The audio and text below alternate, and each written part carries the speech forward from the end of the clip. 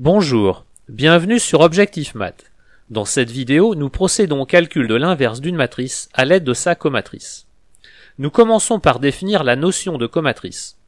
Soit A une matrice complexe carrée d'ordre n et I et J deux entiers compris entre 1 et n. On appelle mineur de A d'indice I et J le déterminant de la matrice obtenu à partir de A en supprimant sa ième ligne et sa jème colonne. Le cofacteur de A d'indice I et J est par définition le mineur d'indice I et J de A multiplié par le coefficient moins 1 exposant I plus J.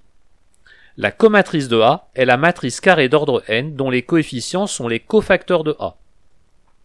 Voyons comment calculer l'inverse d'une matrice à l'aide de sa comatrice. Soit A une matrice carrée d'ordre n à coefficient complexe, on sait que A est inversible si et seulement si son déterminant est non nul.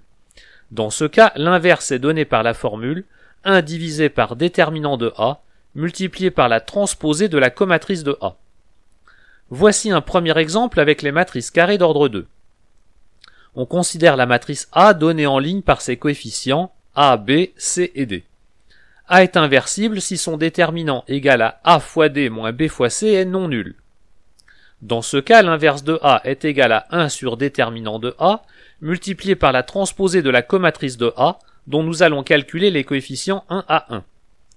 Pour obtenir le coefficient sur la première ligne et la première colonne de la transposée de la comatrice de A, on cache la première colonne et la première ligne de A. Il nous reste le coefficient D. La somme du numéro de ligne et de colonne vaut 2 et pair. On place donc D sur la première ligne et la première colonne de la transposée de la comatrice. Déterminons maintenant le coefficient situé sur la première ligne et la deuxième colonne de la transposée de la comatrice de A. Pour cela, on cache la première colonne et la deuxième ligne de A. Faites bien attention, les numéros de ligne et de colonne sont inversés à cause de la transposée. Il reste le coefficient B. La somme du numéro de ligne et de colonne vaut 3 et impair. On place donc moins B sur la première ligne et la deuxième colonne de la transposée de la comatrice de A. On détermine ensuite le coefficient situé sur la deuxième ligne et la première colonne de la transposée de la comatrice de A. Pour cela, on cache la deuxième colonne et la première ligne de A, et il reste le coefficient C. La somme du numéro de ligne et de colonne vaut 3 et impair. On place donc moins C sur la deuxième ligne et la première colonne de la transposée de la comatrice de A. Enfin, pour obtenir le coefficient sur la deuxième ligne et la deuxième colonne de la transposée de la comatrice de A, on cache la deuxième colonne et la deuxième ligne de A.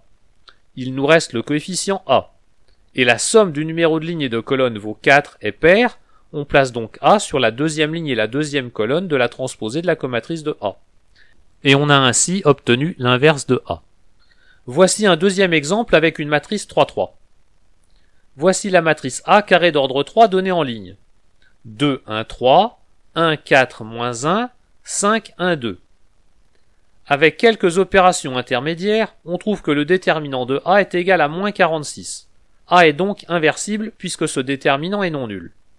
Et son inverse est égal à moins 1 sur 46 multiplié par la transposée de la comatrice de A. Pour obtenir le coefficient sur la première ligne et la première colonne de la transposée de la comatrice de A, on cache la première colonne et la première ligne de A. Il reste alors 4 coefficients qui forment une matrice de 2, dont on calcule le déterminant, égal ici à 9. La somme du numéro de ligne et de colonne vaut 2 et pair. On place donc 9 sur la première ligne et la première colonne de la transposée de la comatrice de A. Pour obtenir le coefficient sur la première ligne et la deuxième colonne de la transposée de la comatrice de A, on cache la première colonne et la deuxième ligne de A. On calcule le déterminant de la petite matrice restante, ici égal à moins 1. La somme du numéro de ligne et de colonne vaut 3 et impair. On place donc 1 sur la première ligne et la deuxième colonne de la transposée de la comatrice de A. Pour obtenir le coefficient sur la première ligne et la troisième colonne de la transposée de la comatrice de A, on cache la première colonne et la troisième ligne de A. On calcule le déterminant de la petite matrice restante, ici égal à moins 13. La somme du numéro de ligne et de colonne vaut 4 et pair. On place donc moins 13 sur la première ligne et la troisième colonne de la transposée de la comatrice de A. Pour obtenir le coefficient sur la deuxième ligne et la première colonne de la transposée de la comatrice de A, on cache la deuxième colonne et la première ligne de A. On calcule le déterminant de la petite matrice restante, ici égale à 7. La somme du numéro de ligne et de colonne vaut 3 est impair. On place donc moins 7 sur la deuxième ligne et la première colonne de la transposée de la comatrice de A. Pour obtenir le coefficient sur la deuxième ligne et la deuxième colonne de la transposée de la comatrice de A, on cache la deuxième colonne et la deuxième ligne de A. On calcule le déterminant de la petite matrice restante, ici égale à moins 11. La somme du numéro de ligne et de colonne vaut 4 est pair. On place donc moins 11 sur la deuxième ligne et la deuxième colonne de la transposée de la comatrice de A. Pour obtenir le coefficient sur la deuxième ligne et la troisième colonne de la transposée de la comatrice de A, on cache la deuxième colonne et la troisième ligne de A. On calcule le déterminant de la petite matrice restante, ici égale à moins 5. La somme du numéro de ligne et de colonne vaut 5 est impair. On place donc 5 sur la deuxième ligne et la troisième colonne de la transposée de la comatrice de A. Pour obtenir le coefficient sur la troisième ligne et la première colonne de la transposée de la comatrice de A, on cache la troisième colonne et la première ligne de A. On calcule le déterminant de la petite matrice restante, ici égale à moins 19. La somme du numéro de ligne et de colonne vaut 4 est pair. On place donc moins 19 sur la troisième ligne et la première colonne de la transposée de la comatrice de A. Pour obtenir le coefficient sur la troisième ligne et la deuxième colonne de la transposée de la comatrice de A, on cache la troisième colonne et la deuxième ligne de A. On calcule le déterminant de la petite matrice restante, ici égale à moins 3. La somme du numéro de ligne et de colonne vaut 5 est impair. On place donc 3 sur la troisième ligne et la deuxième colonne de la transposée de la comatrice de A. Pour obtenir le coefficient sur la troisième ligne et la troisième colonne de la transposée de la comatrice de A, on cache la troisième colonne et la troisième ligne de A. On calcule le déterminant de la petite matrice restante, ici égale à 7. La somme du numéro de ligne et de colonne vaut 6 est pair. On place donc 7 sur la troisième ligne et la troisième colonne de la transposée de la comatrice de A. Et on obtient finalement l'expression de l'inverse de A.